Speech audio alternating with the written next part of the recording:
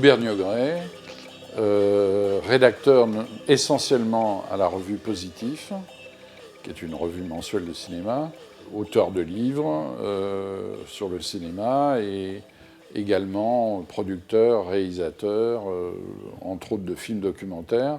Un certain nombre de films que j'ai faits, la plupart d'ailleurs, même si j'ai fait des films sur le cinéma français, sont des films sur les cinématographies asiatiques qui m'intéressent au plus haut point depuis beaucoup d'années. Je suis au départ parti du Japon et ensuite j'ai élargi le cercle de mes intérêts à beaucoup de pays asiatiques, dont la Chine.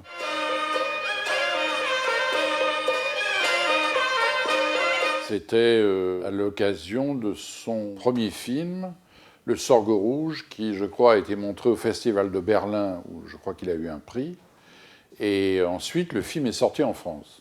Son premier film en tant que réalisateur, ayant été avant le directeur de la photo brillant, notamment des premiers films de la 5e génération, et notamment de Shane Kaige. Souvent en Chine, on identifie les cinéastes à travers les générations qui sont liées à des périodes historiques. Les gens de la 5e génération, ce sont les cinéastes qui ont commencé à faire des films après la révolution culturelle. Presque tous, parce que toute cette génération de gens qui ont commencé à faire des films ensemble, Shane Kaige, Zhang Yimou, Tian Zhangjiang, Yang Jiangxin et tout, ont quand même des histoires un petit peu différentes, même au niveau de leur début de réalisateur. Des gens comme Yang Jiangxin avaient été techniciens avant d'entrer à l'Académie du cinéma, alors que Shane Kaige, Zhang Yimou, ce n'était pas le cas. Ce sont des gens qui ont été adolescents ou tout jeune homme pendant la révolution culturelle et qui se sont retrouvés souvent quelques années plus tard, pendant la révolution culturelle, dans des camps de travail, souvent envoyés à la campagne pour travailler les champs.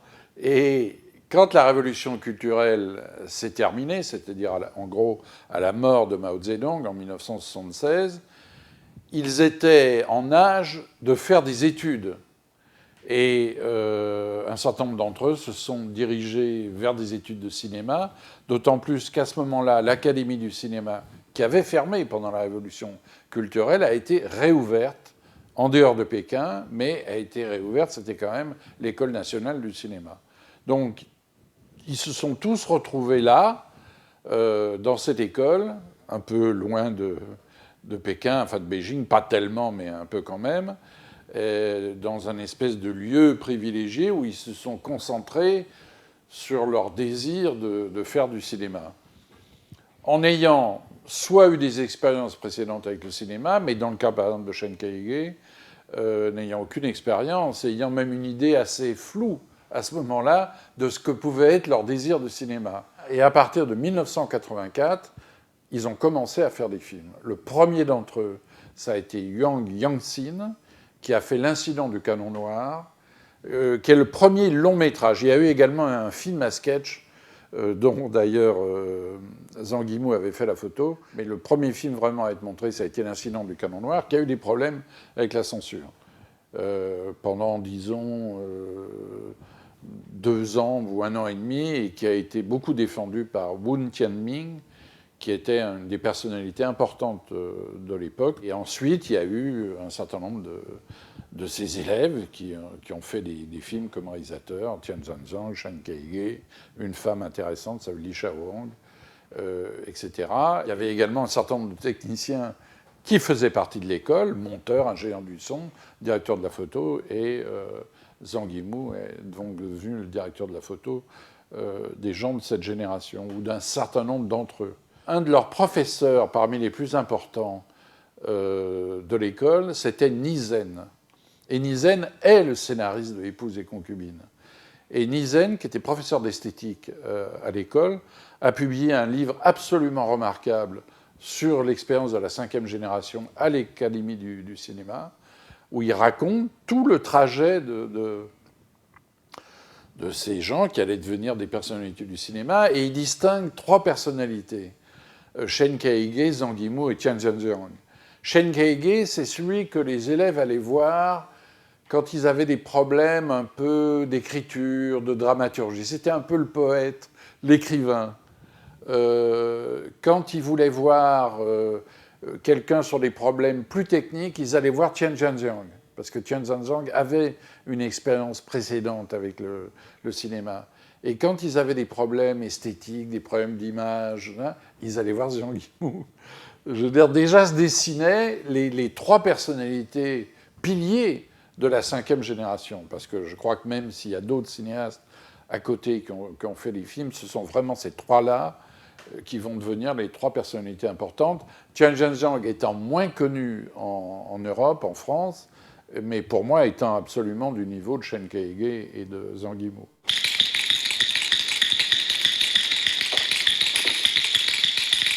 Je reviens sur une personnalité très importante de l'époque, qui était Wun Tianming, et qui a fait appel dans son studio, qui dirigeait un studio à l'époque, et qui a fait appel à ces personnalités pour qu'ils viennent travailler dans son studio. Parce que à la fin de l'école, les candidats cinéastes ou techniciens, ils étaient, disons, distribués dans les différents studios chinois, qui pouvaient être aussi bien le studio de l'armée que le studio qui faisait les films scientifiques, que le studio de Beijing, ou le studio de Shanghai, ou de Chongqing, voilà.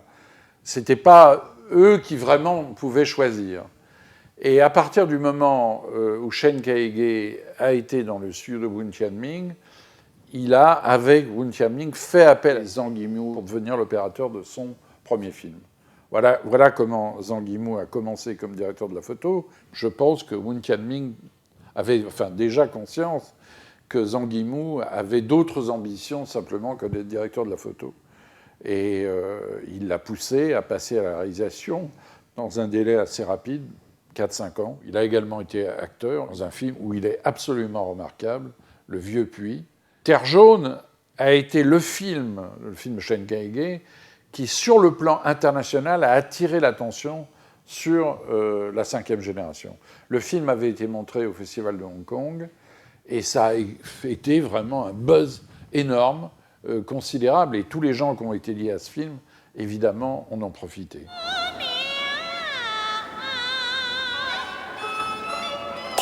Tous les cinéastes de la 5e génération ont eu un peu des problèmes avec la censure.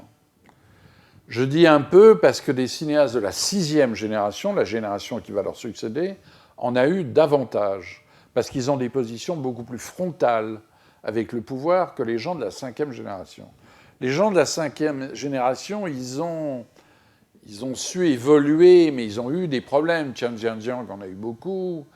Zhang Yimou en a eu un peu, mais il a eu plus par la suite des problèmes avec le Parti communiste, qui n'est pas totalement identifié avec le pouvoir. Enfin, ça semble bizarre ce que je dis, mais c'est plus avec les représentants culturels du Parti communiste, notamment à travers la presse, qu'à travers les autorités elles-mêmes. Même s'il a eu, parfois des frictions, disons. Mais c'est pas allé à ce qu'on lui interdise de travailler, comme a été fait pour Louillet, de la 6e génération, de Jiang Wen, ou des gens comme ça. Donc, les gens de la 5e ont su un peu mieux louvoyer avec le pouvoir. La manière de naviguer par rapport au pouvoir est toujours un art en Chine. C'est tout un art du dialogue avec une autorité qui n'est jamais très identifiée avec des personnalités, mais où on est face à des fonctionnaires qui ouvrent des parapluies par rapport aux supérieurs hiérarchiques. Très vite aussi, il faut dire qu'ils ont fait, en raison de leur reconnaissance internationale, des coproductions. Et la coproduction permet souvent de s'abriter. Par exemple, Épouse et concubine est une coproduction entre Hong Kong et la Chine. Hong Kong, à l'époque, qui n'était pas rattaché à la Chine. Et c'est important, parce que d'avoir un partenaire qui est hors du pays permet de ce que j'appelle, oui, s'abriter un peu. Bon, en même temps, ce ne sont pas des cinéastes qui frontalement se sont opposés au pouvoir.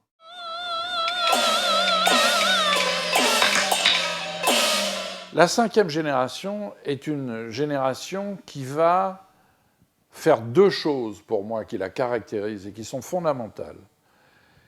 Ils vont réintroduire dans le cinéma chinois une expression personnelle.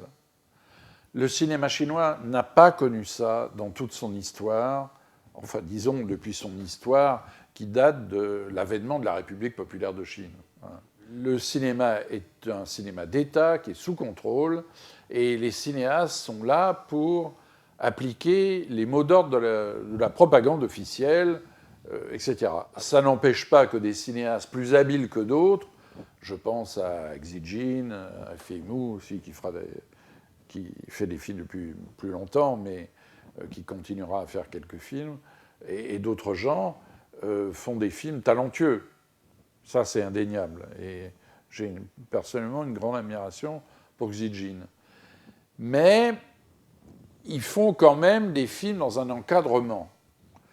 Les gens de la cinquième génération vont un peu envoyer valdinguer tout ça et réaffirmer, même sur un plan créatif, profond, visuel, sonore, musical et tout ça, que le cinéma est une affaire d'expression personnelle de l'artiste qui fait le film.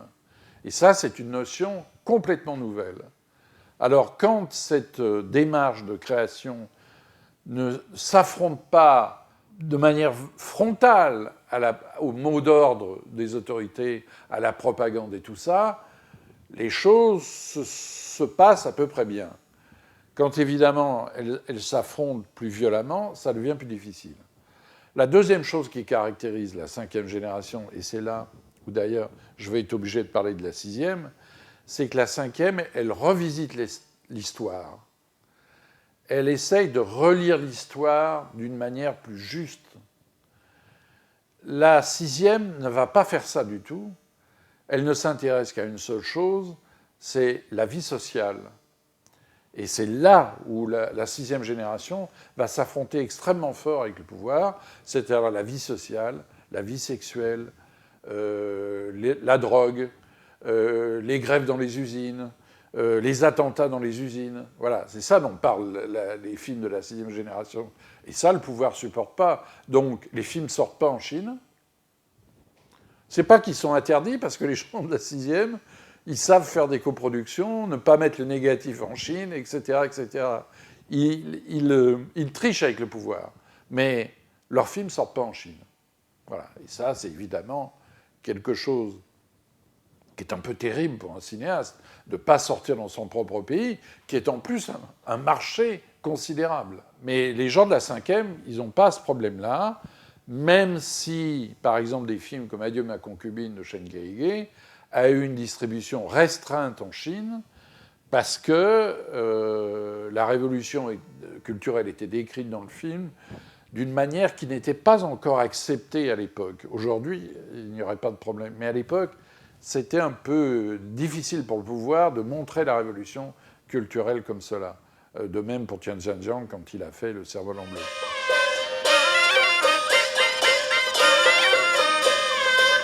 Vivre est un film plus social, qui s'intéresse beaucoup plus à la vie quotidienne d'aujourd'hui, enfin, du moment où le film a été fait, et pas dans le passé. Épouse et concubine est un film quand même qui se passe dans les années 20, qui montre que c'est une vie archaïque, ce qui satisfait le pouvoir, bien entendu. Alors derrière, il y a quand même un message de revendication de la place des femmes qui est assez nouvelle par rapport à la Chine. Mais ce n'est pas quelque chose que le pouvoir peut refuser. Vivre, c'est un film qui parle de la vie quotidienne, de la vie sociale, je veux dire, les absurdités de l'administration, les difficultés des gens à vivre et tout ça. Donc, c'est un film qui, effectivement, gênera beaucoup plus le pouvoir.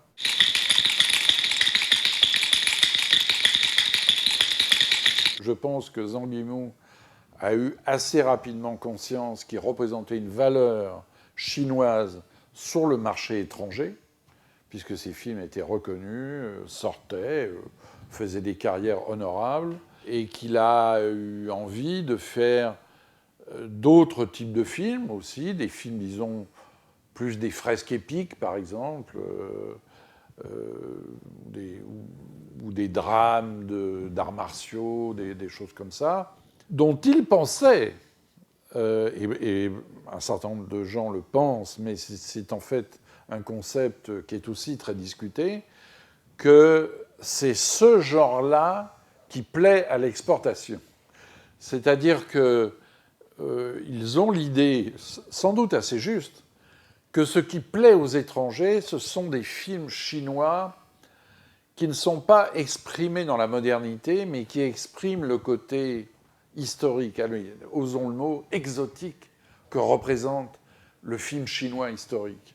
Zhang Yimou s'est mis à faire des films comme ça, d'autres gens d'ailleurs. Alors je dis c'est un concept qui est discuté en Chine, parce que ce sont des films, évidemment, qui coûtent assez cher, et contrairement à ce qu'on a pu croire, ce pas des films qui rapportent toujours de l'argent. Les films de Zhang Yimou ont été des gros succès, mais les films qui se sont un peu été des clones des films de Zhang Yimou, certains ont coûté très cher, ont été des très gros échecs, et donc ce concept a été un peu remis en cause.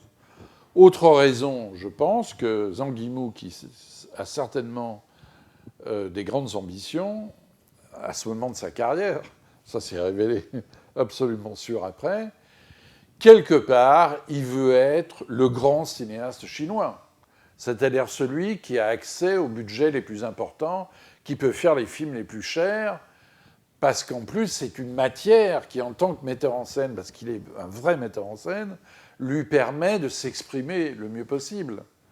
Il y a également une rivalité par rapport à certains autres cinéastes, et il y a un moment eu une rivalité, je pense, entre lui et Chen Kaige, qui étaient les deux cinéastes vedettes sortis de la cinquième génération, et à un moment qui avait accès aussi à des budgets relativement importants, parce qu'Adieu ma concubine, c'est un film qui a coûté assez cher, puisqu'il embrasse un certain nombre d'époques, et c'était un peu, je crois, celui qui faisait le film le plus cher. Bon, je crois que malheureusement, Chen Kaige a perdu dans cette compétition, et malheureusement, parce qu'il a fait des erreurs sur certains types de sujets, certains traitements, même si j'aime beaucoup ses films et tout ça. Et du coup, il a perdu un peu l'attrait des étrangers.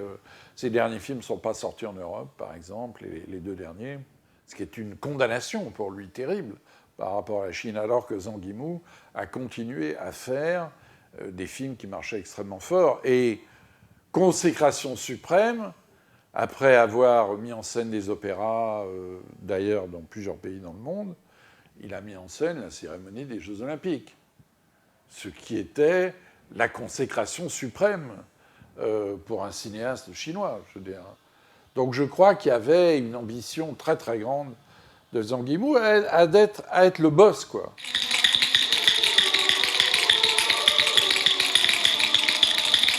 Il entend bien rester au top. Je crois qu'il ne veut pas se faire décrocher.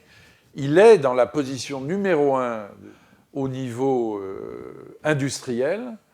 Donc ça lui donne le moyen de faire les films qu'il veut pour les budgets qu'il veut. Au niveau critique, c'est plus difficile parce que ses rapports ne sont pas toujours bons avec l'organe du Parti communiste. Mais ce n'est que, encore une fois, l'organe du Parti communiste. C'est pas tout à fait les autorités, c'est pas le public non plus. Et il entend bien rester au top, rester le numéro 1, bien sûr. Je veux dire, d'être respecté à ce point, oui, c'est le rêve de tout cinéaste très ambitieux. Je pense qu'il a toujours été très ambitieux.